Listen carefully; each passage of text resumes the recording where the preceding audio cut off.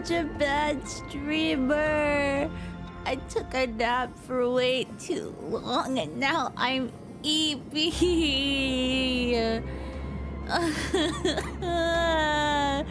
I went from my Earth job this morning. I opened, so I woke up at 3 a.m. I got home at like 10:30, changed into PJs, and then slammed myself down on the bed and didn't wake up until 1. That's me. Hello, hi, Grack. Oh my god. Feels like it's been a hot minute since I've seen you. Missed ya. I hope you're well. I'm sure you could tell in my voice that I'm a little sleepy. I still have the EP sleepy voice because I woke up at 1.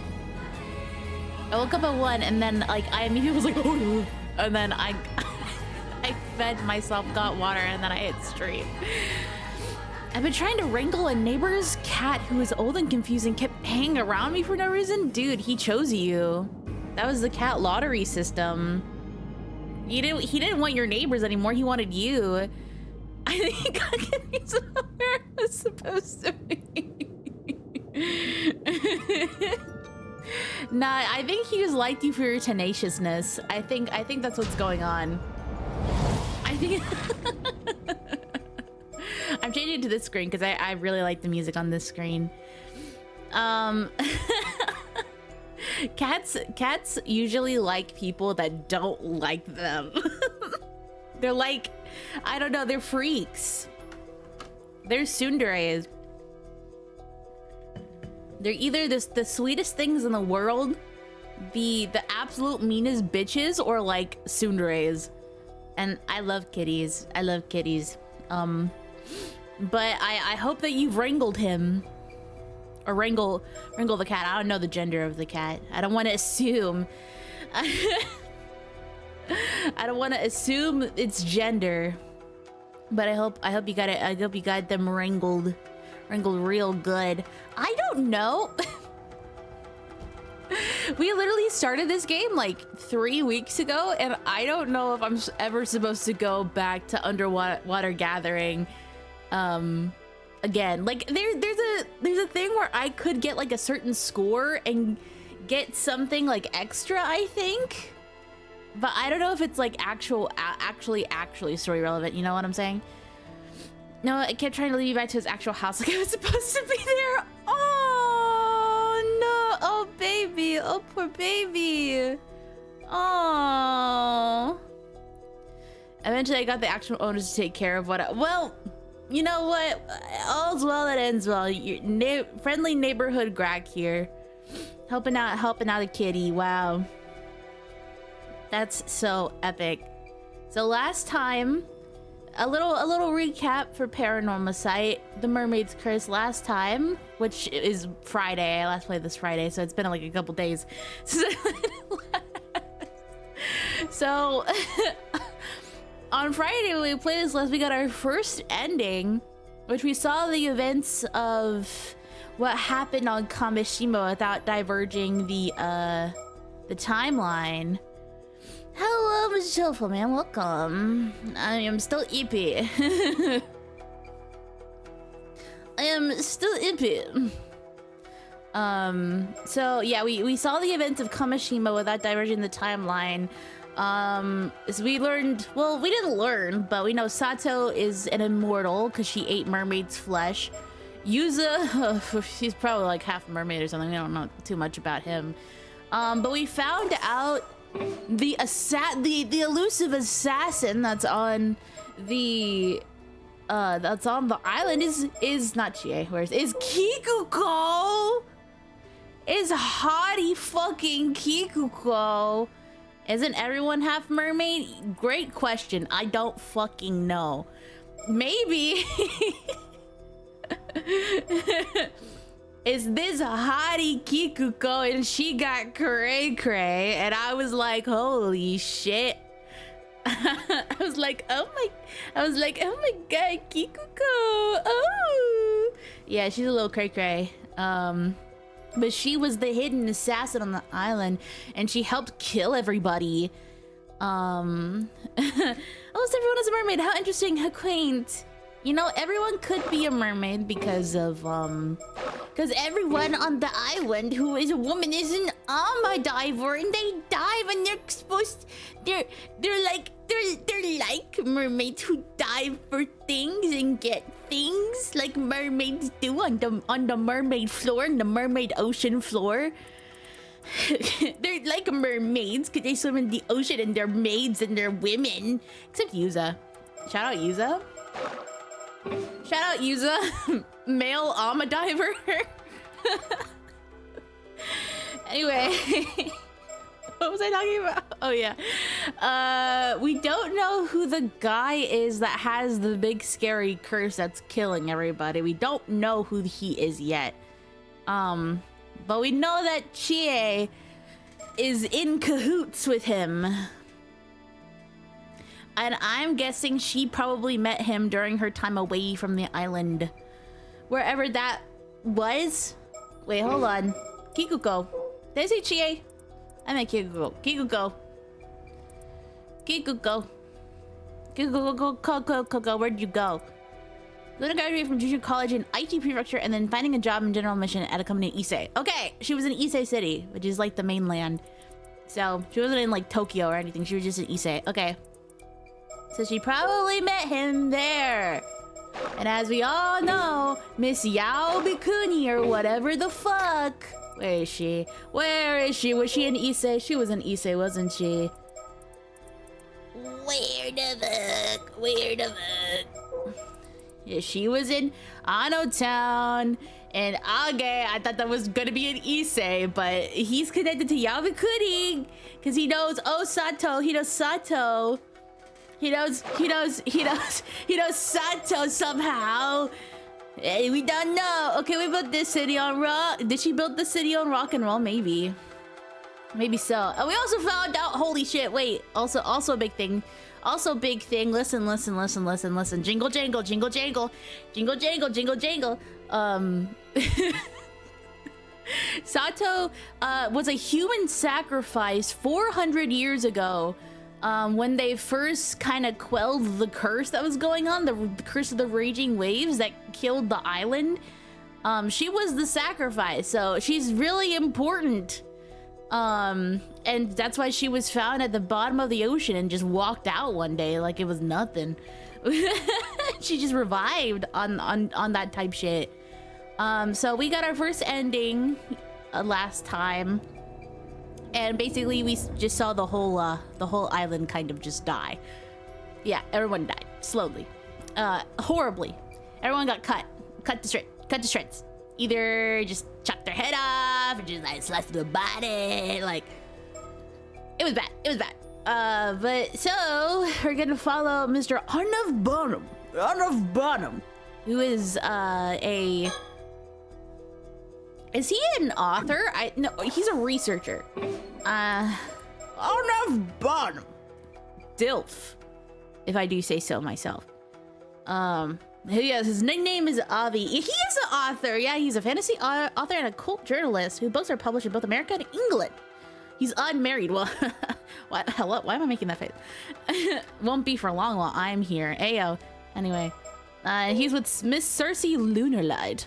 Who is from England, and she's currently on exchange. She's working with paranormal affairs, so she's a psychic with some very strong powers. So we're gonna go into what the fuck they were doing before any of this happened. Did I do good, guys? Was that a good recap? I'm just gonna let you know the voices are not going to be good. Yeah. Oh, thanks. Oh, wow, thanks. I appreciate it. Okay, male voice time. I'm still so sleepy and my voice is still so sleepy. I must wake it up. Butt fart. Oh, thank you. Thank you for the pats. Butt fart. Butt fart. Butt fart. Stacy Deadnings. Anybody know gamer? Anyway. After much hustle and bustle, we finally managed to make our way to Issei Bay. Nice! Okay, slay Cersei. Take it all in now. We're standing on the coast of Nakabepo. That's an epic name. In Mie Prefecture's Kawage town. Which means this is the Sea of Issei, the connection to the eternal world. How amazing. Indeed it is. Come, Cersei. Henceforth begins our grand adventure in search of the legendary mermaids of Issei Bay. How amazing. I just can't stop saying it. God, he's so bad. Anyway, without further ado, my name... Are you talking to me? Why is he breaking the fourth wall? My name is Arnav Bottom, an American-born fantasy author. Please call me Avi. I know I'm giving him like an accent, but I just feel like that suits him better. You know what I'm saying? Who are you introducing yourself to, weirdo? Well, I simply thought a new beginning called for a little dramatic flair, you know? Sure. With that out of the way, perhaps my darling guide can provide some insight into the goings-on of this locale. Everyone, well, Cersei has an accent because she's from England, okay? Sure, I've got you covered. Ooh! Oh, listen to that. Ooh, harpsichord. Ooh!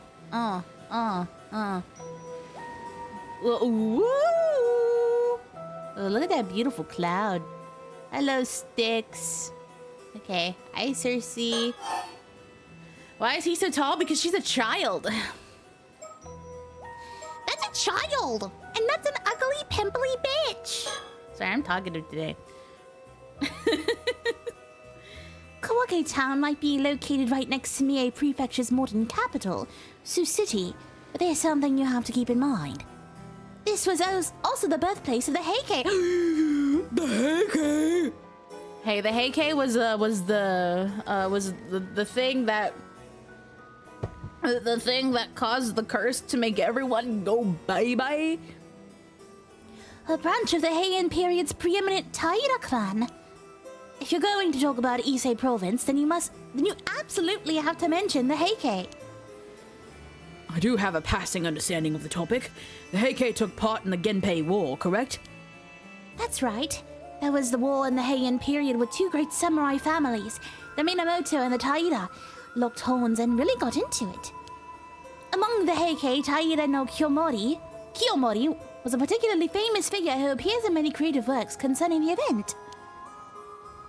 His father, Taira no Taramori, was the one responsible for securing the Heike's high social standing. So, Taramori was Kiyomori's father, right? With names like that, how can anyone hope to keep them straight? That's history for you. I'm afraid you just have to memorize them. I suppose you're right about that. Then memorize them I shall.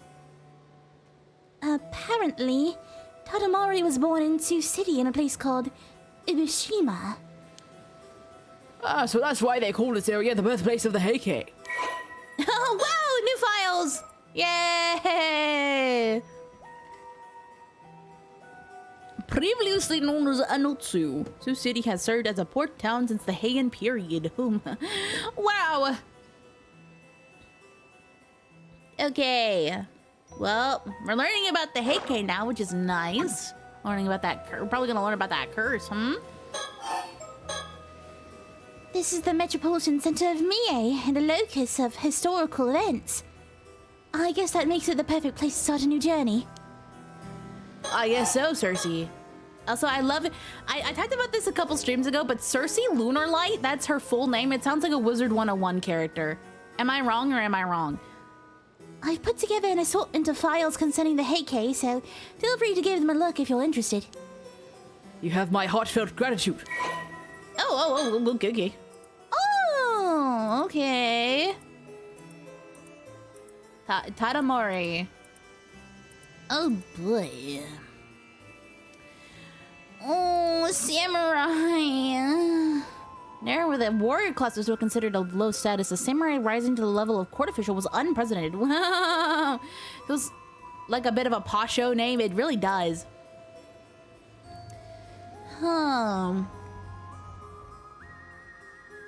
Came through trade with the Song Dynasty of China. Oh, wow. The significant influence later inherited by the Song Kiyomori.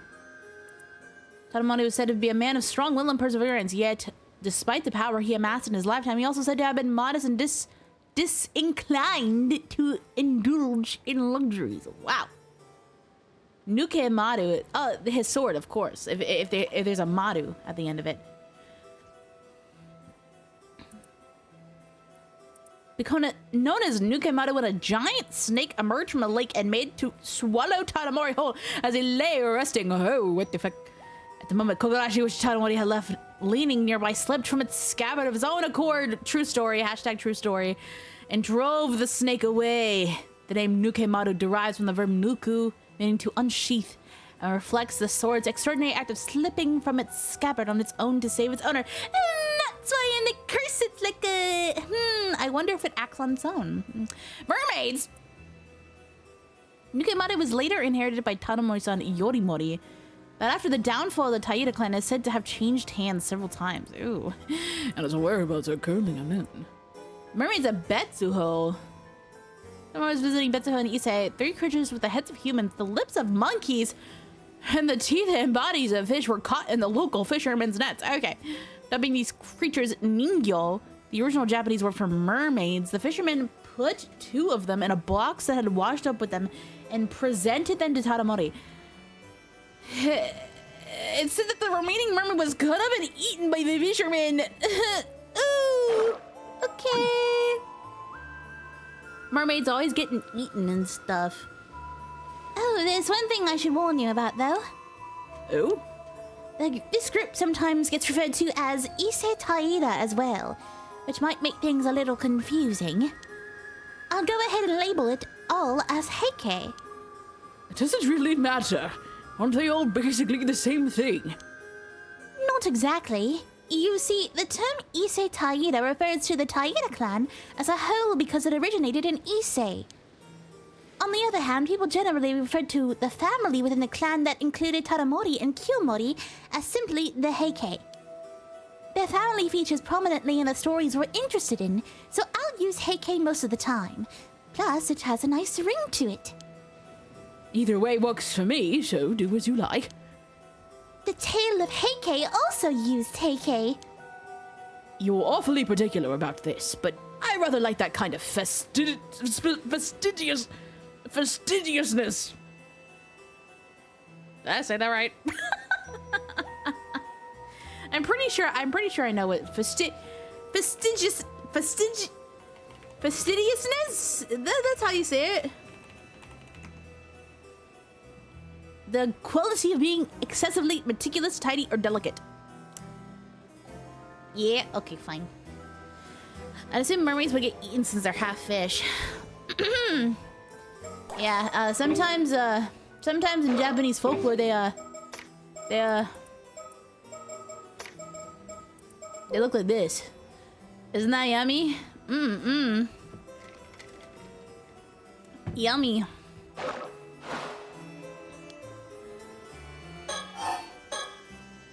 Anyway, after a number of events, the Heike would go on to lose the Battle of Dano-Ura and be completely eradicated. I believe I know this one. Dan-no-Ura is found in Kyushu, is it not? Bingo. The clan was chased out of Kyoto and pushed further and further west until they were eventually wiped out there. It pains me to think of such a should I say such big words? Resplendently glorious clan meeting such an ignominious end. I can say that fully. Resplendently. I still have my hard eyes on. Help. Resplendently? Okay, and then I said ignominious? Is that how you say that? Take your time, it's okay. I say, look at his pose. I say such big words even though I don't understand what they mean. It pains me to think such a resplendently glorious clan meeting such an ignominious end. More's the pity. I mean, I can guess from context clues what ignominious is supposed to mean. But ignominious, disturbing or causing public disgrace or shame. Ignominious. Oh shit, ignominious! Shit, I'm dumb. Such an ignominious end, which is what I said the first time. Let's bring that word back. Yeah, dude, me not knowing how to say ignominious is ignominious. That's why the Heike's resentment is particularly strong, and many remnants of it remain even today. Shrines and monuments have been erected throughout the land in an attempt to quell that resentment. And now we reach your particular field of expertise. Because the clan fell from such an exalted position so abruptly, that resentment is exceptionally persistent and quite pervasive. That said, famous places related to people like Taira no Kiyomori are well attended by worshippers, so they're relatively stable. It's the puffed up and pretentious Heike clan members that no one even remembers who cause the most trouble. I seem to recall a number of individuals going so far as to claim that those outside of the Heike clan could not even be considered human. But if that's the case, are we really safe here? No, not really. You don't think we might find ourselves assailed by those lingering grudges? Much of the Ise province is protected by shrines, and the area is suffused with spiritual energy, so we're probably safer here than most places. But that's just the land itself. Objects or people that the resentment has seeped into are a different story altogether. That's somewhat troubling to hear. That is somewhat troubling to hear. Well, either way you look at it, this region is still home to many places and things associated with the Heike. For real. Okay. Surroundings. This area is now called Nakabeppo. Long ago it was a region of Ise province known as Betsuho. Records indicate there that 3 mermaids were caught in a fisherman's net along this coast back in the Heian period. Now that's what I'm talking about. Let's hear more about those mermaids.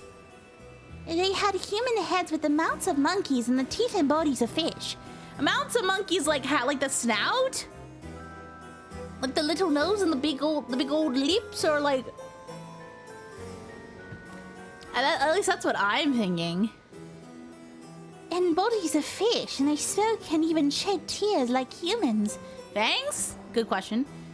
Could these be the fish mermaids you mentioned before, Avi? Indubitably. I knew I picked the right accent for this guy. Yes, this must be the place. I'm getting goosebumps. Right? I feel the same way. This is so exciting. Can I see him? Oh, I can't see them. Go get down the Age. Age district, you say? Hey, I know who else resided in the Age district. So named during the events of this story, it has since been merged with Sioux City. Oh, well, there you go.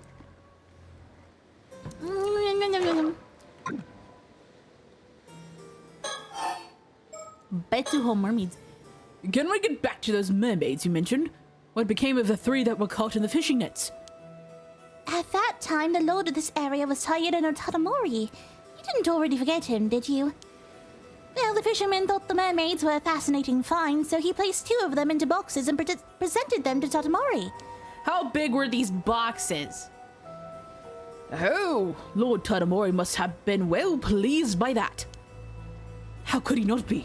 It was known that eating the flesh of a mermaid grants eternal life. Actually, Tatamori evidently said they were disturbing and gross, and he refused to accept them. What a waste! However, the fisherman cut up the remaining mermaid and ate it himself. So, what happened to him? Well, the fisherman said it was pretty tasty. They are tasty. Well now, tasty, is it? And that's all I've got. That's it? That's all I could find in existing records. then the act of eating a mermaid's flesh alone may not produce any results. I suppose then there may be other requisite conditions, wouldn't you say? Well, considering the sheer number of eyewitness reports concerning mermaids, it is odd that there aren't more immortals walking around. He's kind of giving part 3 Joseph Joestar. And you're right about that. Oh my god! There don't seem to be any records about what happened to the mermaids that Tadamori refused to accept. I suppose it's possible someone in the Heike clan snuck off with them. No, that's a hypothesis I can get behind. Okay. More surroundings. The endless expanse of the Issei Sea, the eternal world, may lie just beyond this horizon. After all, Issei Province is the land whither repair the waves from the eternal world. I remember saying this over and over again, not understanding what it meant, but I can now say it in one go. The eternal world is purported to be a perpetual paradise. A separate plane from the world we live in, yes. Could it be that mermaids hail from such a place? Yeah. Excellent. I believe I've gotten a grasp of the situation at hand. It's time we made our way to the next locale. We're on the clock, after all. Let's get to it. Okay, let's move. Oh boy. Anno Town. Oh. Hey. Hey. We know who lived here. Well, it would seem that we've arrived. And where are we now, Susie? What happened? What happened? Help! Help! Can I read? Stream? Can I read, please? It was doing so well. I'm gonna just delete all of these ats that my poor Discord is giving everybody. I am so sorry. It hasn't done this in a hot minute. I hope it's okay now. I hope it's okay now.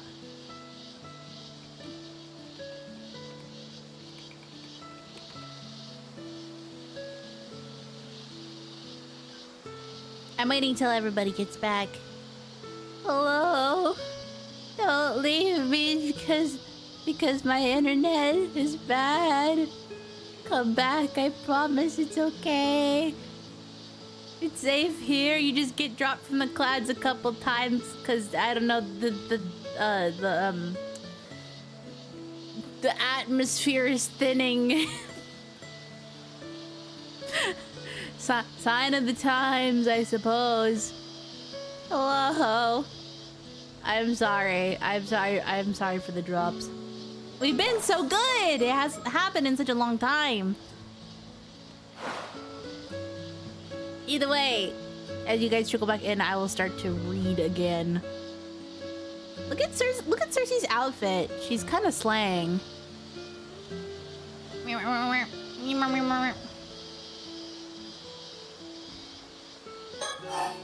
Slay, Cersei. Okay, I wanna know about Yao Bikuni. Or Yao.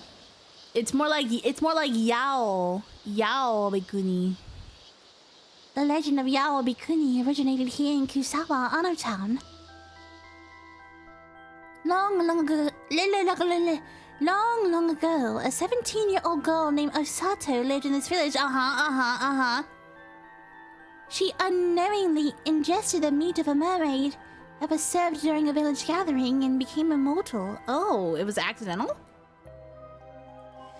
After subsequently being persecuted by the other villagers, she became a nun and made a pilgrimage around the entire country. At the end of the story, she eventually returned to this village and lived out the rest of her very long life. Tales told in other parts of the country play out in almost exactly the same fashion. Yeah, I guess that's true. Oh, we finally have a... Oh. But we know But we know that she ended up at the bottom of the ocean for some reason. Cause we know Miss Sato. We know Sato. We know our girl Sato. The legend of Bikuni, the girl who ate the flesh of a mermaid and lived for 800 years, has been passed down all over Japan. Oh no! Am I okay now? Hello?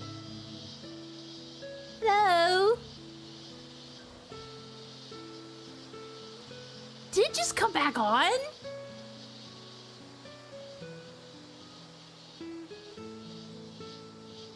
Was it off for you guys? Oh no, I started reading. Oh, poopy. On my end, it said it was back. I am so sorry. I mean, we didn't really get far. We just talked about... I thought it looked like it was back on mine. We just talked about Miss Bikuni. She was Osato, and she ate mermaid flesh accidentally, and she became a nun, and she lived for a while and died. We know that isn't true. Welcome back, everybody. I'm sorry. I'm sorry. The atmosphere is thinning. You fall through the clouds sometimes. It's okay. I caught you. Welcome back. Let me see. If we're dropping so much, sometimes. La la la la la la la la la la.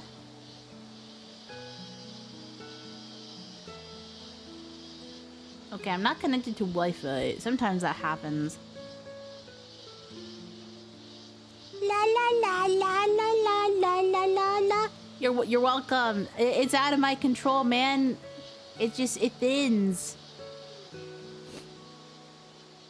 The atmosphere is thinning. Anyway, that's all we did. The legend of Bikuni, the girl who ate the flesh of a mermaid and lived for 800 years, has been passed down all over Japan. Not only here in Mie Prefecture's Ano town, but in Fukui, Aichi, and Gifu prefectures as well. In total, the story has been found in 121 locations and 28 prefectures throughout the country. Or at least that's what certain research has indicated. Doesn't that seem like a lot? Were there really that many different Bikunis out there? Obviously, not all of the legends can be true. But I actually have a theory on the subject. Would you like to hear it? By all means. Most of the legends refer to a woman who stopped aging and lived for 800 years after consuming the meat of a mermaid.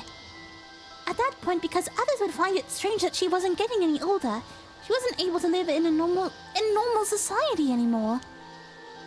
I suppose that would be natural. It would explain why she withdrew from the world and became a nun. Exactly. And that's how she got the name Bikuni, or Yao Bikuni, the 800-year Bikuni nun. Oh. With 800 years on her hands, she could have easily made a pilgrimage around the entire country. How interesting. Buddhist priests are known for trekking throughout the land as a form of ascetic trading.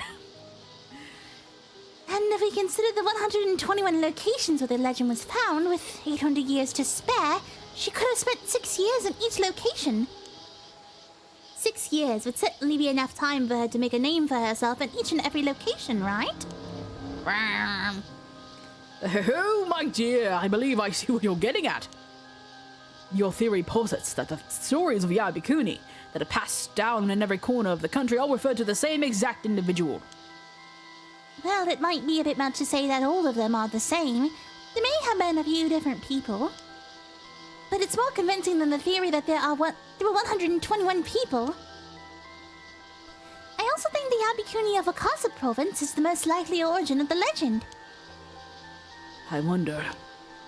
Don't all of the different instances of the story throughout Japan also claim that that particular location as a place of final rest? That may be true, but I assume that each of those different places wanted to have a grave or some other tangible marker to base the legend on. But would so many people that are purported to have lived for 800 years all die around the same time? It seems pretty unlikely. Then you believe some of the tales were embellished somewhat? That sort of thing happens all the time. Legends are always mixtures of truth and fantasy. Moreover, it doesn't make sense that every single immortal would decide to become a nun. There were likely some places that simply believed Yao Bikuni was a term for an immortal. Rather than a nun, for all we know, she said, "I'ma be none of that." You know, I have no room to talk. I have no room. I have no room to talk. If you see my damn Twitter fucking, like, my Twitter post for when I go live for this, I say, I'ma dive in, more like I'ma dive it into a new stream. And this man made the same exact pun as me. Oh, we know, she said, I'ma be none of that, and became a I'm a diver. But no!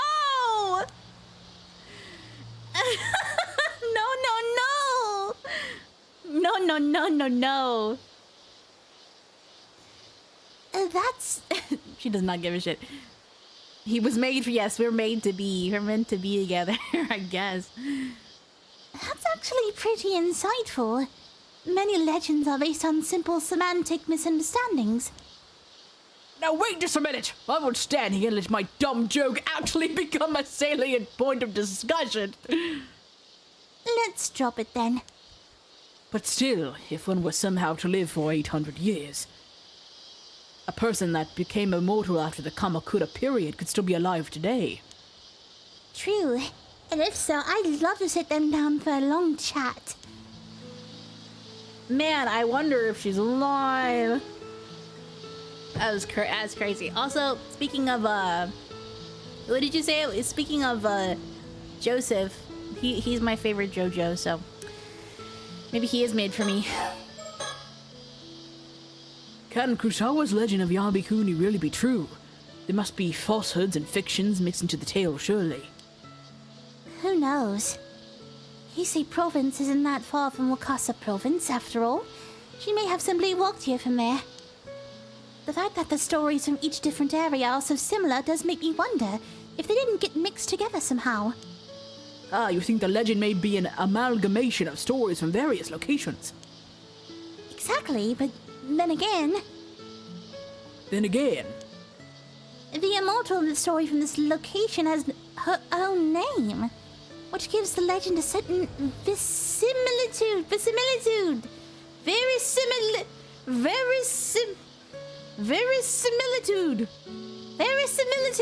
I know this word. I mean, very is the Latin word for trust. So, or the truth. So this has a certain truth. Back at it again. Dude, I need like a compilation for this series of me trying to pronounce big girl words. Indeed it does. I guess you can assume that a girl with a name really did live here long ago. Then something must have happened to make people believe that she had become immortal. It's reasonable to assume her story then got mixed up with various legends of Yabikuni from around the country before being passed down. Of course, the exact timing of these events is still unclear, but that does present an interesting possibility. She could very well still be living in this village. Wouldn't that be a compelling development? Leave it to an occult writer to think of something like that. That's right! You're seeing the prodigious imaginative power of a fantasy author in action! Yes, it's really something. Damn, Cersei does not give a fuck. But the fact of the matter is that almost no traces of Yabikuni remain in this village. Even her grave, which is referred to as Lady Yao's tomb, has never been located. But then, did we come all this way for nothing? No. Well, they might not have a direct connection, but there is something one should always consider when discussing Issei. The tales of Issei. Have you heard of it? It's the oldest extant collection of Japanese verse, compiled sometime during the Heian period. I'm afraid I'm not familiar with it.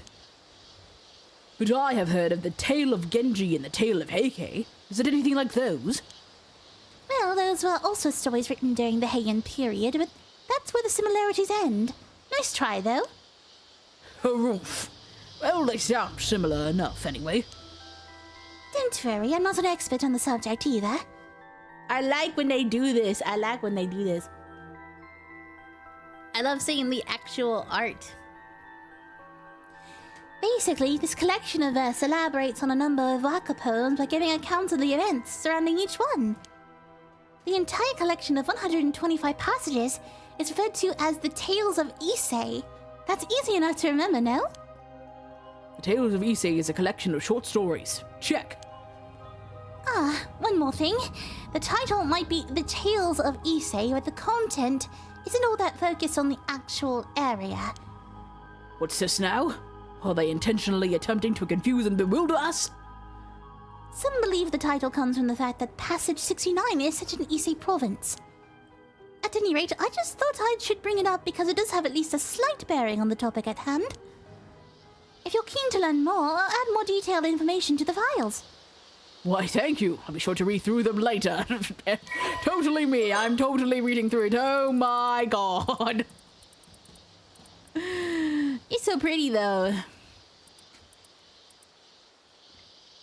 Oh, Ikoburi, having him age a man, sets out on a ceremonial falconry excursion where he catches sight of two beautiful sisters. And infatuated, he cuts off the sleeve of his robe, inscribes a waka poem on it, and sends it to them. Not creepy at all. Akutagawa, a man. Why is it always in quotes? A man? Why is a man there? Why would a man be there? Having finally succeeded in stealing, we have a beautiful, noble woman who leads with her to a warehouse where they take shelter from the rain. However, the man discovers in the morning that she has disappeared, devoured by a demon that inhabited the warehouse. Okay, slay. Episode 9, feeling despondent about his future, a man embarks on a journey to the east with a group of friends in Mikawa province. He catches sight of some beautiful flowers and reflects on how far his journey has brought him. And recites a poem. Oh, so he sees a lot of pretty stuff. He spots an unfamiliar bird on the shores of Sumida River, recalls his wife and hometown, and recites a poem. His friends all weep upon hearing the latter, moved by his feelings for his faraway home. Damn. Close from 23. Close from childhood, a man and a woman exchange poems and are wed, but when the man prepares to travel to faraway Kawachi province to visit his other lover, a woman displays no hint of displeasure as she sees him off on his journey. Suspicious of her actions, the man hides in their garden and watches his wife makes herself up as beautifully as she can. But when she then sits and recites poems out of concern for her traveling husband, he feels a profound shame and decides to go to Kawachi. Oh, bitch! Yeah, cheating bitch. Episode 69. Kari no Tsukai, having been sent to Ise province to hunt game. Oh man! Is this all the same man? Is received with... I don't know why they're doing that in quotes. Is received with great hospitality by the imperial princess serving as a priestess at Ise Shrine. Attracted to each other, the two attempt to meet in secret, but can find no opportunity to speak intimately. Although they promise one another to meet the following day, it is not meant to be. The two exchange poems of farewell before the man sets out to continue his journey. Damn! Not even a boinkage on 69. That's so sad. Okay, last one. 95, Hikoboshi. Having fallen in love with a woman who serves in the imperial court, a man finally manages to meet her after patiently waiting for the right moment. However, the two are still separated by a screen. The man recites a poem to her, proclaiming that his love for her is greater than even Hikoboshi's love for Orihime. Oh shit. He compares the screen separating them to the Milky Way that separated the two legendary lovers. Okay, well, all these passages are about a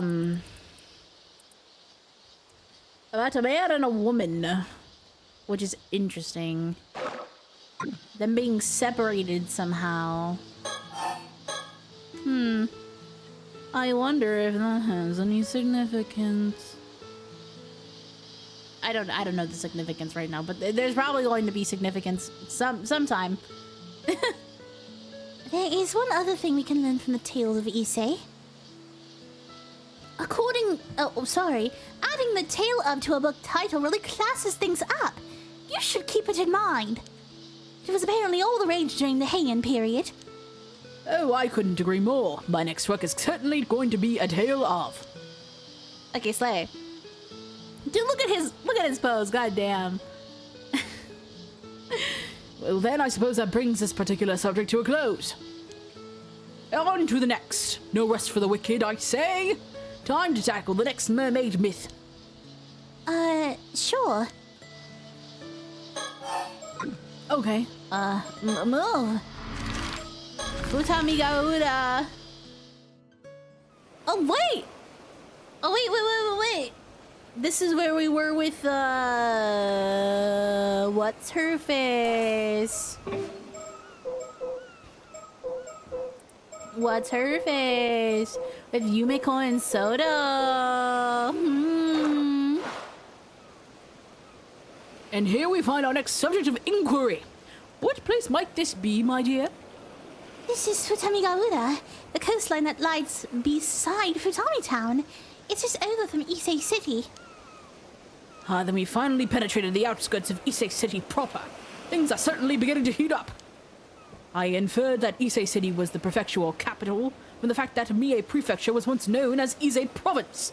Not bad, eh? Well, I can understand how you would arrive at that conclusion. But the truth is, Mie Prefecture is composed of 4 separate provinces. Issei, Shima, Iga, and Ki. Is that so?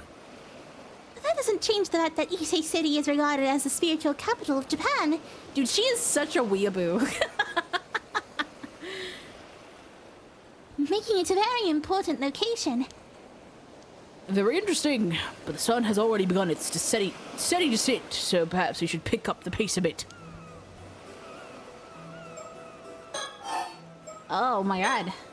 Yeah, Futami Garuda mermaids were the ones that had mostly the fish body, if I remember correctly. These ones. These ones.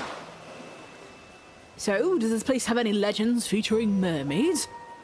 It does. A record called the Kagenki. Kagenki was written by people at Horyuji Temple after the Kamakura period. There's a lot of Japanese names. In that record, there are a total of 6 instances of information concerning mermaids. 6, eh? That's certainly promising.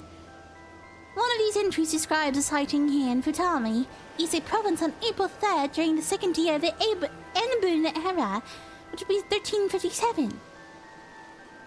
So they even noted the exact date. How fortuitous. The passage is as follows. From the Sea of Futami in Issei Province came Enmeiju, delivering perpetuity. So, what exactly does that mean? My guess that a mermaid was spotted in the sea by Futami and was named Enmeiju, meaning health and long life because it granted longevity. Or longevity? Sorry, longevity. Aha, it granted longevity, did it? Finally, we're getting to the good stuff. Yes, it's another account relating to mermaids to Yao Bikuni. It seems the idea of mermaids granting immortality had already been established at that time. Indeed. And now we even have a name. So what sort of mermaid was this, and what became of it? No clue. Again with a vague record! These people write down the appearance of some fantastical creature, and then just let it wander off! I haven't personally gone over every bit of research on the matter, but I can speculate on an answer. Records of mermaids in other places also often refer to them by name. In fact, it may not have been all that uncommon for the people in the area to encounter them when these records were written. Let me see if I follow your meaning. The same mermaid would appear repeatedly, leading people in the area to grow accustomed to it. Am I on the right track? Exactly. I mean, you wouldn't bother giving a name to something you only saw once after all. These people may have even come to have a kind of rapport with the mermaids. At the very least, it doesn't appear as though they were trying to capture any. Mermaids that people didn't want to capture. then they weren't seeking its flesh. Perhaps there was a way of obtaining immortality even without the meat. Maybe mermaid meat really was just tasty and nothing more. And if that were the case, then it makes perfect sense they would view the mermaid as a divine creature. So they treated it as an auspicious being that blessed others with long life. You may be onto something there. Well, yeah. This makes me think of that theory you mentioned about there might be two different kinds of mermaids. Yes, finally, we're getting into it. Oh, you remembered. I stand by my theory. There's the fish mermaid, which looks more like an aquatic monster or beastie. And the human mermaid, which resembles a demi-human or nymph. Indeed, that's not me. Indeed, that is the simplest way to describe it anyhow. Assuming the mermaid in question had a name, formed relationships with humans, and granted longevity, it stands to reason it was of the human mermaid variety. You have a point. The mermaids we've encountered thus far all have been caught in nets and appear to be more like fish mermaids. It seems more likely then that the mermaids who grant Why do I want to say it like that? Longevity are actually these human mermaids. Interesting. That in turn would suggest... My word! Does this mean that one could become immortal without eating their flesh? I'm not sure. There are countless legends that reference the need to consume their flesh. But I can't help but feel like there's more to it. Maybe you have to eat the fish mermaid flesh to get eternal life or something. I don't know. If human mermaids are capable of communicating with us, I'd really like to speak to one. Agreed. Well, it's a good thing we know. Oh no, I missed it. Oh shit. What did you say? What did you say, sir? What did you say? What did you say? What did you say? How do we go back? How do we? Oh, I know. It's literally right here. I'm dumb. It's literally right here. Speaking of which, this is entirely unrelated, but there's something I've been wondering. Do you mind? What? But our conversation was just getting good. Protest all you like, but I shall ask anyway. On our way here, I noticed a certain something adorning the entrances to everyone's houses. What was that? The human maids. I like that. Oh, right. Those are Somin Shorai talismans. Somin Shore Eye. Fucking amateur. Yes. Although in most of Japan, they're usually only hung up around the New Year, but here in the Issei Tobashima region, they're traditionally left up all year long. Interesting. I can add more detailed information to the files for you later. By later, I mean right now.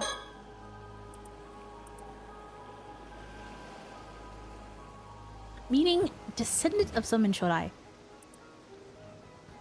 Okay.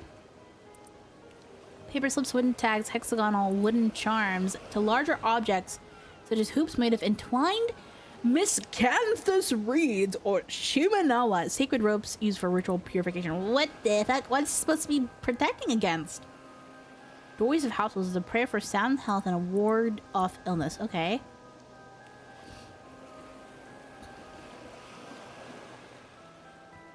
Izashima, they're kept up the whole year round. Oh, the many versions of the tale. Okay. The deity Gozu Tenno set out to court the princess of Ryugu. Hey, we know that. You know that from a story. However, the princess of Ryugu is supposedly a mermaid. However, when night fell, he found that none of the nearby inns had a spare room to offer him, and so he turned to two brothers who lived by the city for hospitality. Both the younger brother, Kotan Shorai, turned him away despite having the means to accommodate him. The elder brother, Somen Shorai, welcomed Gozu Tenno into his home, even though he lived in poverty. Pleased by the simple yet heartfelt reception he had received, Gozu Tenno rewarded his hospitality by sparing only Somen Shorai from a plague that ravaged the area the next year. Okay, great. Ever since it is said that hanging a wreath of miscanthus reeds and a charm declaring oneself to be a descendant of Somen Shodai from one's waist will offer protection from plagues and illnesses. Okay. Well, there you go. Ah, What is it? Uh-oh. Uh-oh. You seeing something, girly? You see something? What? What is it? Now you're making me antsy. Come now, Cersei. You realize something about those Somen Shodai, didn't you? You must share. no, nothing like that. It just made me think about how close this area is to the Eternal World. Is it? What does that mean? You'd already know this in the files, but regarding the Somen Shodai, how did you know? I looked through them. Anyway. Its origin goes back to a legend about the deity Gozo Tenno, who was courting the princess of Ryugu. Ryugu, you say? That's right. Ryugu is close to this place. In other words, that places it very close to the Eternal World. Yes, and furthermore, Gozo Tenno was also the guardian deity of the Gion Shoja Temple. The very same Gion Shoja who gets mentioned in our good old friend, the Tale of Heike. Oh my god! So it is! What was it again? From the bales of the Gion Shoja echoes out the impermanence of all things, right? It sounds so cool that I even memorized it. Haven't got a clue what it means though. Yes, that's the one. As for its meaning, you can look it up yourself. What do you mean look it up myself? It was in the Tales of Heike, you said?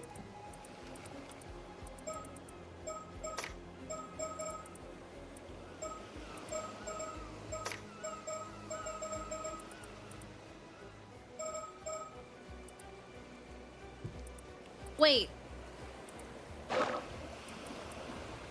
Oh, the Tale of Heike. Not the Tales. Is it in just the Heike? Is that where it is? When there's text in gold, it is in a file.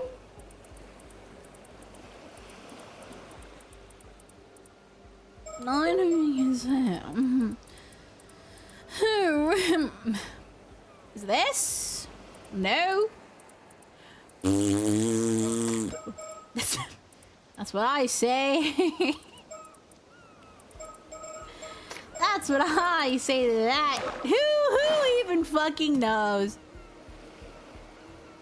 He says Shima is a land with deep ties to both Ryugu and the Heike. And that is exactly why the Somen Shodai tradition is so well established here. Ah, that reminds me. What? There's something about Ryugu's princess that keeps bothering me as well. She certainly is mysterious, That reminds me about Futamigaura. Oh, it's nighttime. Dude, look at the pretty sky! Dear me, how time flies when listening to your lectures, Cersei. The sun has already gone down. I suppose I got carried away. Sorry. Well, if that results in such a lovely view of the sea at night, I will not complain. You're right. Just look at all those stars. Ah, Oh, so pretty. I hope there's nothing behind me. Okay. But look, the heavens are entirely enveloped in a shower of dazzling pinpricks of light. What a sight to behold. Would you happen to be versed in constellations, Cersei? Well, I've dabbled a bit in astrology, so I guess I know a thing or two. Excellent, do tell! What do you know, Thursy? Thursy? Sussy? Sorry. Well, if you consider the constellations you can see in Japan during summer, the first one that comes to mind is the Summer Triangle. It's an easy one to find. Triangle, eh? Then I presume it is made up of 3 stars? Correct. Vega in the constellation Lyra, Deneb in the constellation Cygnus, and Altair in the constellation Aquila. Aquila? This trio of bright stars can be observed close to the Milky Way in this season. What? I want to see. How do we go about identifying them? Well, first, low in the southwestern portion of the sky, look for a star that glows red. Antares of the Scorpio constellation I can read. Southwest, you say? From here, that would mean facing inland and looking to the right. Okay, try to find a red star low in the sky and point to it. Hooray! Oh, Orihime. Oh. I knew I heard some of this somewhere. I knew it. Okay. It's right there. Wait, I do believe I found it. The star just there with the reddish tint. That must be Antares, yes? Correct. That is indeed Antares, the brightest star in the Scorpio constellation. Haha, I found it all by myself. Why, I'd make quite the celestial cartographer if I do say so myself. I hate to rain on your parade, but you were supposed to be looking for a star in the summer triangle, so please try again. Yes, that's right. Why not try looking straight up from Antares? Wrong person. I bet you'll find Vega in the sky's zenith. Give it a shot. Okay. Is that it or is that it? Is that it? There! That must be it. Bingo! That's Vega, one of the 3 stars in the summer triangle. In Japan, Vega is also called the Orihime star, and is famous for its connection to the Tanabata Star Festival. Then that must mean Hikoboshi will be on the opposite side of the Milky Way from that one. Exactly right. Can you figure out which one it is? One of the other stars in the summer triangle is in the same area, so see if you can find it. Oh boy, I love looking at the stars. Okay, where's the thing again? Okay, so if Orihime is there, it's farther away than where Deneb is, so I'm gonna guess probably here. You think? That one? No! I'm looking. God damn it! I am that upset, actually. Okay, well, there's... I gotta find out where Orihime is. Okay, Orihime, right there. So is it... Is there another star somewhere? Oh, wait! No, it's right... Oh, no, they're right here! If my eye is as discerning as I believe it to be, that's the one! Oh, nice find. Oh, that's Deneb. That's Deneb, one of the 3 stars in the summer triangle. Deneb lies within the Milky Way, which ends at the nickname Milky Way Star. Ah, it does indeed appear to be swimming nicely along that starry stream. There's still another star in the summer triangle, so try to find it. I know where it is. It's right there. Eureka! Urethra! I've spotted it! Oh, that's Altair, one of the 3 stars in the summer triangle. Part of the Ikea constellation, Altair is also known as in Japan as Hikoboshi for its role in the Tanabata Star Festival. Oh, that means I've managed to spot both Orihime and Hikoboshi. It's as if I've drawn the 2 star-crossed lovers together with my own hand. How overjoyed they must be! Yeah, nice work. I didn't expect you to be such romantic. There, I've located all 3 stars of the summer triangle. How do you like that? The collapse! Good work. Now you've mastered the summer skies. Should I start addressing you as Professor? That's me. Feel free to rely on my knowledge. Alright then. Tell me, what is another name for the star Hikoboshi? Altair! Yay! That's right. Well done, Professor. Phew. I mean, nothing to it. Regardless, we've seen all there is to see here in Futamigahura. I'd even go so far as to call this a wrap. I think that covers all the mermaid legends for Mie Prefecture, but Is there anywhere else here you've been keen to visit, Cersei? He would be good at Ace Attorney. he'd be so funny. What? We haven't even visited Issei Shrine yet. If you ask me, we've barely scratched the surface. Ah, you've got a point there, but it's getting late, so let's save that for tomorrow, shall we? All right. Hooray! Dude, I don't care. They're dad and daughter. They're cute. Oh boy, the next day. Gonna see Issei Shrine. Ooh. All of these backgrounds are based. I mean, you could guess, but they're based on real places. I've seen a lot of people who are visiting Japan or who live in Japan go out to like the island that's, I don't know if Kamishima actually exists, but the island that's based on it.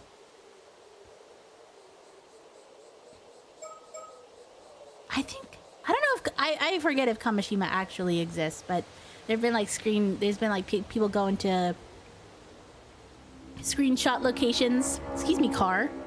Screenshot locations have been really cool. It's been really cool. That's why I love these Paranormasight games. They're like very steeped in reality. Wow, talk about a gorgeous view.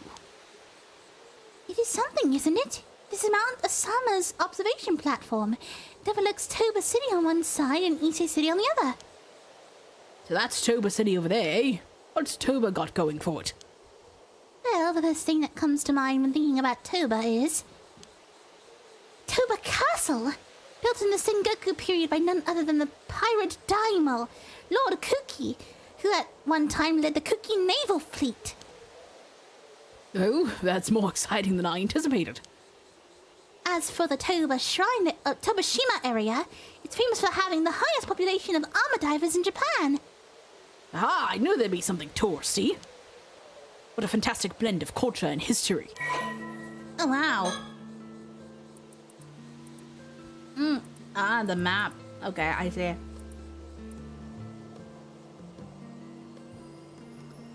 Temple located on the southern peak of Mount Osama was built to protect Issei Shrine from the northeast. Oh, okay.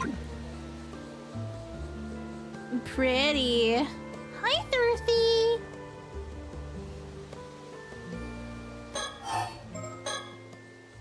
First off, you should know that the naval troops in the Sengoku period are basically just pirates.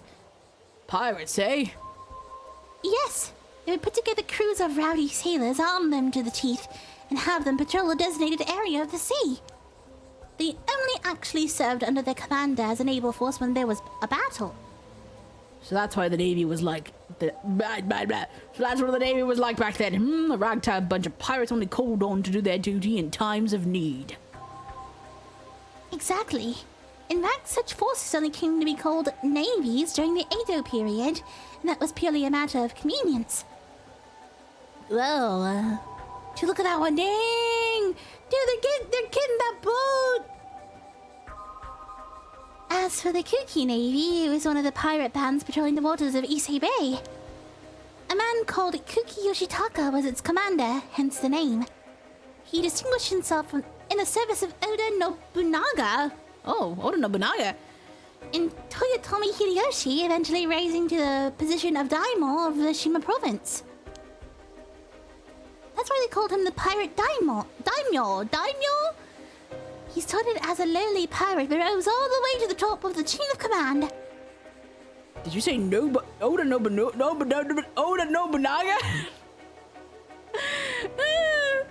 I've heard of him. Shit.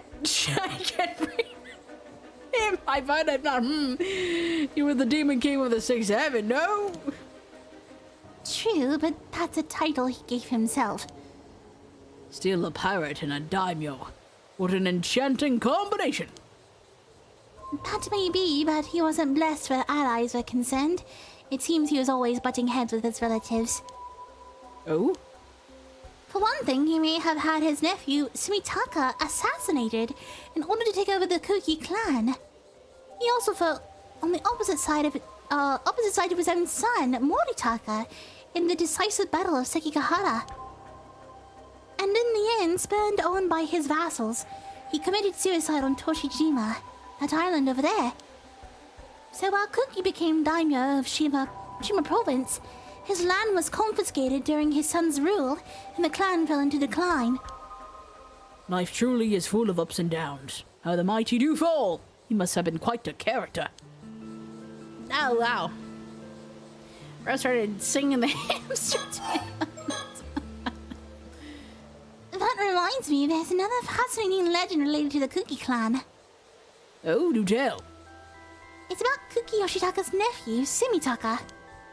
He had an extraordinarily beautiful daughter named Princess Hatsune. Hatsune Miku!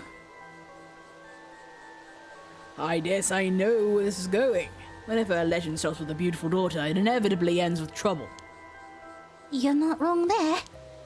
Princess Hatsune was so beautiful that she saw no end of suitors, and her father sought to marry her off to achieve his political ends.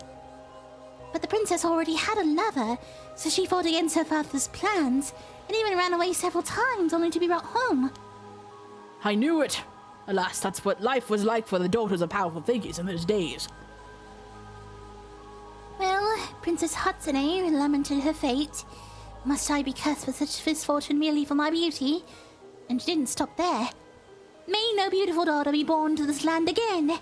Such was the curse she left behind, before throwing herself down a well. And so ends the legend. Not what I'd call a happy ending. The princess may have had good intentions, but I'm sure no one else felt she was doing them any favors. Good intentions? Isn't how I interpret it. That isn't how I interpreted it. Well, what's your take on the story then? When authority figures try to force other people's hands, they bring these things upon themselves. It's just asking to get cursed. Fair enough. I see your point. You're getting really creepy. Still, the princess did take it a bit far. To me, though, it almost feels like that part was tacked on later. As if someone thought it would make the story more impactful, and that word of it would travel further if the princess killed herself at the end.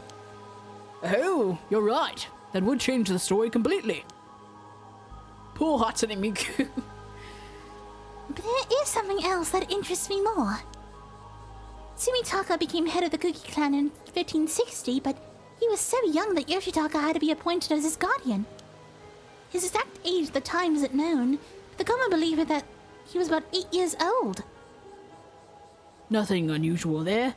Premature inheritances were a common occurrence in those days. But consider this. When Sumitaka died 24 years later, in 1584, he would have been 32 years old.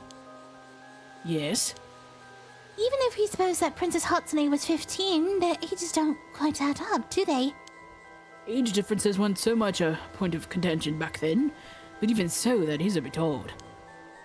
Which begs the question, did Princess Hatsune really exist to begin with? And even if she did, was she really Sumitaka's daughter? And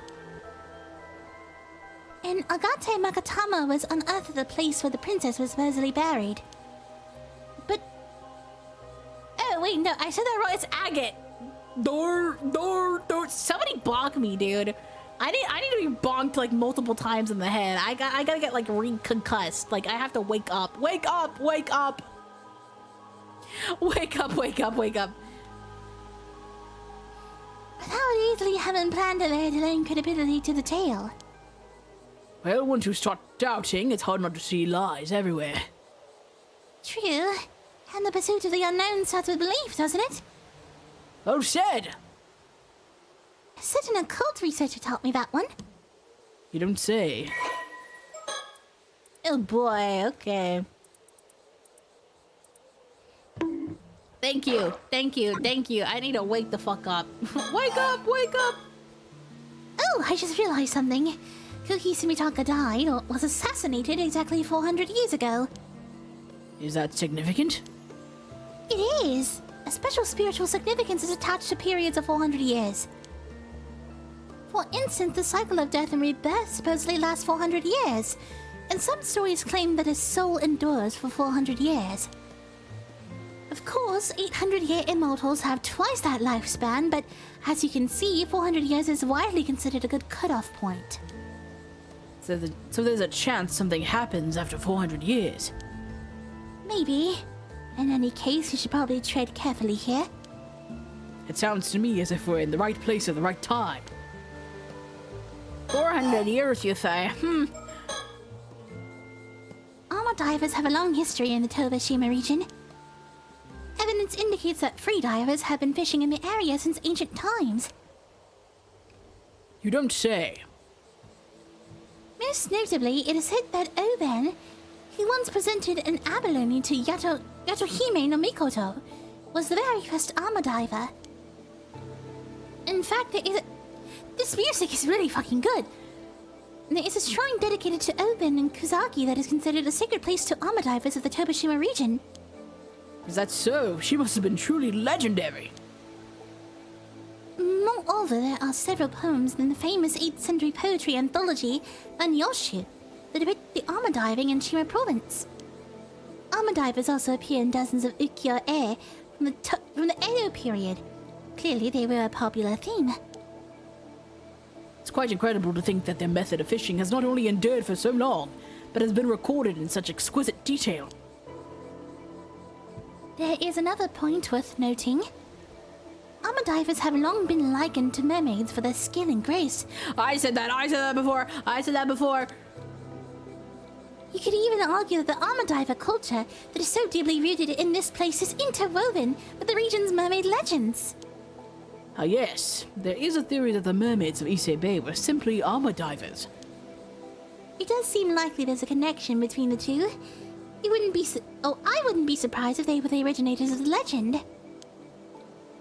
Perhaps, but I'd be beyond disappointed if that's all there is to it. Oh, right. By the way, there's another legend surrounding the armor divers of the Tobashima region regarding something called the Tomokazuki. The Tomokazuki? Whoa! Oh! Hey!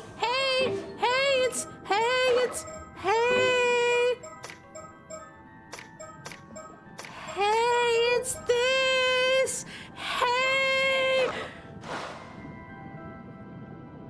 It is believed that an armor diver may encounter a copy of herself underwater, who will then offer her an abalone. If she accepts, the Tomokazuki doppelganger will drag her to the bottom of the sea, never to be seen again.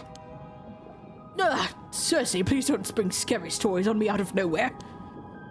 That's why the armor divers of this area wear the same endowment symbols on them while they dive. It's a tradition that has continued right up to the present day. There must be some reason for it beyond pure superstition. Interesting. It's true. At the start of the story, if those of you who don't know or don't remember, at the start of the story, we started our branching path because we found a Tomokazuki in the water. Yuza found a Tomokazuki of himself in the water, and he got dragged down. On another note, the armor divers of the Tobashima region possess such exceptional diving skills that in addition to fishing, they also saved people from drowning and fetched objects that sunk to the sea floor, right up until the Meiji era, sorry. Oh well, it sounds as if they were true diving professionals. I'm drinking so much water. They're talking so much. Exactly. In fact, after the Heike were defeated at Dano Uda and lost beneath the waves... Oh, we're back to the Heike already? I wasn't aware there was a connection.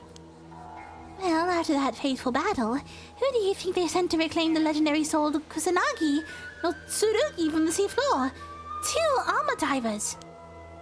Aha, so their lost and found services were being employed even back then, eh? And while they were diving, they came face to face with the vengeful spirits of the drowned Heike. Cersei, please, you're going to give me nightmares. At least that's what's depicted in the ukiyo-e entitled In the Western Sea, the diving women encounter the Heike in the depths of the water. Such a deep connection. To think the Heike were even once depicted with armor divers. They truly are a symbol of the Ise-Shima region. Yes, but the setting for that ukiyo-e is done no ura, which isn't anywhere near here. Still, it does go to show that armor divers have held a deep connection to the sea for a very long time. And when we're talking about the Toba-shima region, armor divers are always going to be key players. True. If you ask me, they should be brought up before the pirates. Mind you, the Navy had a crucial role to play too. Okay, surroundings. Apparently, Mount Asama's peak sits at 555 meters above sea level, so it's not that high. But as it's situated at the tip of the Shima Peninsula, it offers a magnificent view of Toba Bay's coastline and the outlying islands. Since we stopped by the shrine this morning, I assume we take the mountain path. All I can say is this place takes my breath away. Must I think? Must I think? I think I must think. I'm singing! We've come all this way to a distant foreign land seeking mermaids. Of course, I have my own reasons for trying to locate mythical creatures. But for now, I intend to scour this land in order to learn as much as I can about its lore and legends. But it occurs to me that I never actually explained the particulars of my Ise Bay mermaid excursion to the girl. No matter. It's nothing of consequence, really, so I'll just introduce my reasons a bit at a time. What are you hiding, sir?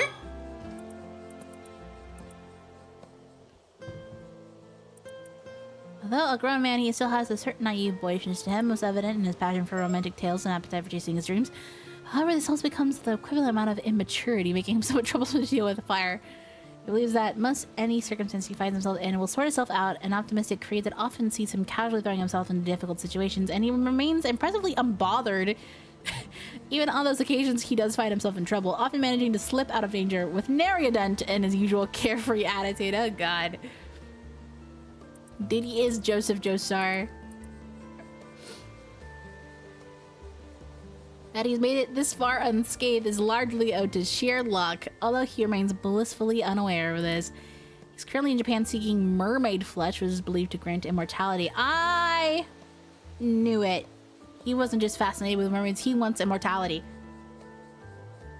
But he says his reason is simple, a fascination with the occult, a pursuit he feels is worthy of devoting his entire life to. Indeed, he is primarily driven by his pursuit of romantic ideals. If he finds something suitably inspiring, he will readily risk his life for it and is willing to change his views just as quickly for the same. Obvious interest in the occult was born when he discovered his great-grandmother's vast collection of mysterious occult artifacts in the storage of his family home in America. Among them was a mermaid mummy. Oh shit, she had one? Which yielded a mysterious map when taken apart, a discovery which captivated his imagination and led to his current quest. Whoa. Wait, what? This great-grandmother happened to be a relative of the main Lunar Light family. That's Cersei's family! In England, albeit one who had chosen not to succeed the family estate.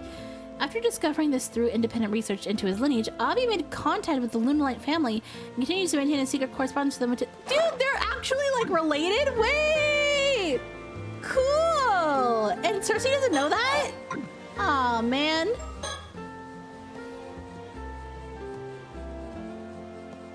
From what I hear, lots of the inns in Toba are run by armor divers and fishermen. Can't wait to dig into some seafood tonight. Yeah, that was really important to think about. Hey, seafood? God damn it. Gotta think more? No?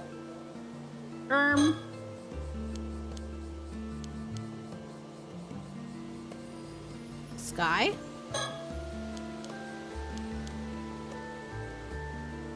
Oh, Cersei. This young lady is a distant relative of mine, the third daughter of the Lunar Light family. The Lunar Lights have been in the business of demonic exorcism in England for several generations now. I didn't know about that. As such, young Cersei has received education on this rare subject from a young age and is now an apprentice exorcist. In order to continue her training, or more likely simply because of her interest in the area, Sissy has come to Japan to study abroad. Upon hearing such news, I thought to employ her as my guide for this mermaid hunting expedition to Ise Bay. She is apparently quite fond of Japanese myths and folk tales, and has already explored a number of areas concerned with the occult. Interested in visiting Mie Prefecture at least once during her stay, she immediately agreed to my request. Well, there you go. She's an exorcist. Holy shit. That makes sense why she was so powerful. Third daughter of Ciara, or I'm gonna say Ciara because Cersei Lunarlight, the current head of the matrilineal Lunarlight family, a long line of exorcists based in England. Along with her two older sisters, she has received a specialized education in exorcism since she was a child and is currently in training as an apprentice. As the beings known as demons in the West ultimately share the same root, Sierra? Oh, true. It could also be that. In the West ultimately share the same root, causes harmful supernatural phenomena in the East. The spirits of the dead, strong thoughts, and curses. What she does as an exorcist is fundamentally the same as what Japanese psychics do. Okay. With only the method and terminology differing. Okay. Primary spiritual abilities. Guardian spirits. The ability to call upon the numerous guardian spirits of the Lunarlight family. Whoa! And evoke their powers to exorcise spirits and negate certain psychic abilities. Whoa! That's cool. Oh, she has... Oh, Shikigami. I know what Shikigami is. The ability to turn a piece of paper with an individual's name written on it into a butterfly, which will return to the individual in question. Although she does not have to be the one who wrote the name, it must be Cersei who casts a spell on the paper. Dowsing. The ability to use a pendulum to search for a target, based on what the user can sense of their spiritual power. Is that what's around her neck? The pendulum? The effective distance of the spell depends on the strength of the target's spiritual power. Although she is supposed to be in the care of the Paranormal Affairs Bureau, yes, a confidential Japanese institute, the first game. During her time in Japan, Cersei has been spending more time traveling around the country sightseeing than working through her training curriculum. The supervisor in charge of her training has all but given up trying to manage her as a result. Resolving to keep an eye on her but otherwise not interfere. As such, she's afforded a relatively high level of freedom. Epic. Cersei is an ardent fan of Mio Kurosuzu.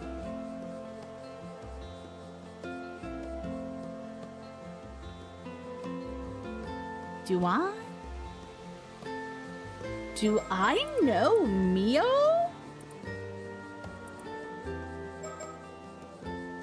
Her...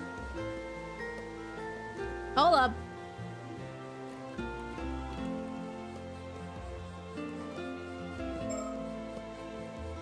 Hold up. Oh my god, Mio! Wait, no, I remember her! Holy shit! Dude, Mio was my favorite! Holy god, I can't believe I forgot her. Mio is a girl from the first game. Mio is a psychic girl from the first game. She was in high school. Oh. That's so cute. A girl with potent spirit sense and her senior in the industry in Japan. She harbors both strong admiration and strong feelings of rivalry towards her in equal measure. That's so cute. And it is not uncommon for her to end up a blabbing mess when the topic turns to the other girl. Oh. She treasures the photograph she had taken with Mio upon first meeting her in Tokyo and keeps it with her at all times. That's so fucking cute. I'm so glad Mio has a fan. I love Mio. You want to see Mio? I love her. I love her design. First of all, I love her design. She is so cute and she is adorable. Why is it Web BP? Why do you do this to me? Why must you do this to me? I don't want your Web BP files. I don't want them. I don't want them. Ugh. I can't show them on screen if they're WebBP. Now I have to... I hope WebBP dies. I hope it dies and catches on fire and its whole family explodes. Not in an accident, because I will be the one to explode it.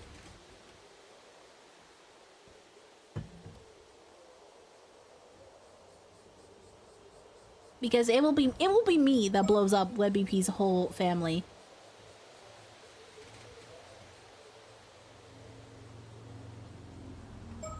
Okay, okay, finally, Jesus Christ. I just wanted to show a dang image. It might be big. Okay. There she is! It's Mio! It's Mio from the first game. I love her. She's so cute. She's my favorite. I loved her. I loved her.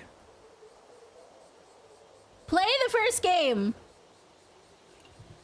It's so good. Right, well, as fascinating as all of this has been, Cersei, I'd say it's high time we return to our primary topic of interest here. Oh, and what would that be? Personally, now that we've visited Issei Shrine, I'm more or less satisfied. Tut tut. Cersei, you disappoint me. Didn't we come here purely to chase legends? Or we didn't come here purely to chase legends, did we? Aw, and here I was hoping we could move on to buying souvenirs next. You know perfectly well that the true purpose of my voyage is nothing more or less than a treasure hunt. Right. Of course, I'm sure all this information we've been gathering will come in handy as well. First things first, let's head back to the inn. From there, we can plan our next move. Okay. Yeah, he has a map that we were reading about. Oh, okay. Oh, oh.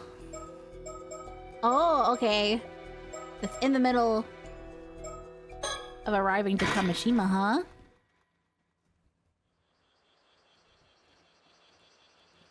It says date unknown, which makes me wary. Look at Kamishima.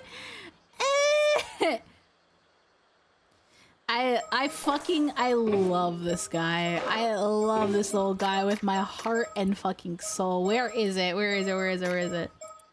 Where is it? Where is it? Where is it? Where is it? Where is it? There he is. I love this guy way too much. I just love the look in his eyes. The sleepy, apathetic look in his eyes. It makes me so happy. Now then, I believe it is time we discuss our strategy. Sure? What do you mean by strategy? Should be obvious. We must reflect on all we've learned if we want to move forward. Okay.